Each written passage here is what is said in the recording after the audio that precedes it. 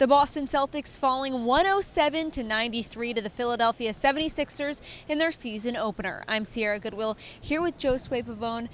Now, the Celtics hung with the Sixers throughout the majority of the first half. They let things slip a little bit towards the end of the second quarter, and then an awful third quarter.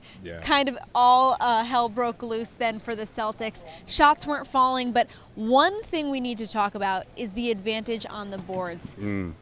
Philadelphia plus 21. Yeah, that speaks volumes for what happened today, along with the free throw differences. But we'll get into that in a second. But first, let's start with the rebounding.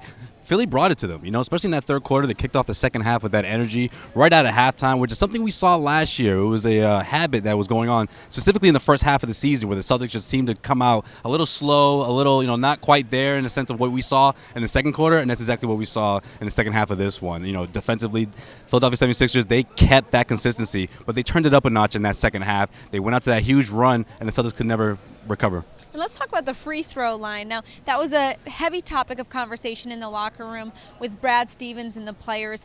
They left 14 points on the charity stripe. Pretty brutal night. How much can that kill momentum for the whole team when shots aren't falling and it's feeding into the energy of this crowd? Big time, Sierra, and I was just going to say that. It feeds into the energy of the crowd. It gets the crowd going, and this is a tough crowd to play in front of. We talked about this earlier, this morning.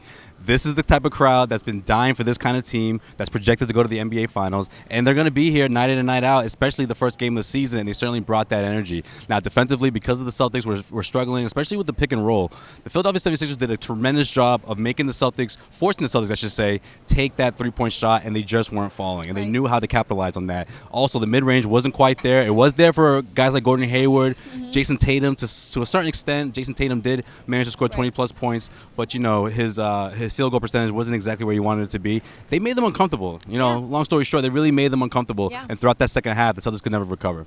And Brad Stevens said post-game that he was more encouraged than discouraged after seeing his team's performance on the first night. Now, we can't forget, Philadelphia is a top team in the NBA. They hung with one of the best, and shots weren't falling. Jason Tatum, like you said, scored. His points were there, but his field goal percentage was not. And Kemba Walker in his debut was cold. Lackluster. You could say it. You could say it. He wasn't good. So shots will fall eventually. Yeah, I think a lot of it had to do, again, with the pick-and-roll defense, forcing Kemba Walker to take those three-pointers where he wasn't knocking them down. He did knock down one, but he just seemed uncomfortable out there, Sierra. The mid-range was also there for him, but he likes to go to the hoop. He likes to go to the rack. We know that he can score from the outside, but that's his bread and butter. That's where he prefers to really do his damage, especially against teams where he can get to the free throw line and finish at the rim. Now, in terms of how Brad Stevens moves forward, I would love to see him sort of do what he did with Isaiah Thomas, in a sense of having him play off the ball a little more, as opposed to just playing the pick and roll pop that he was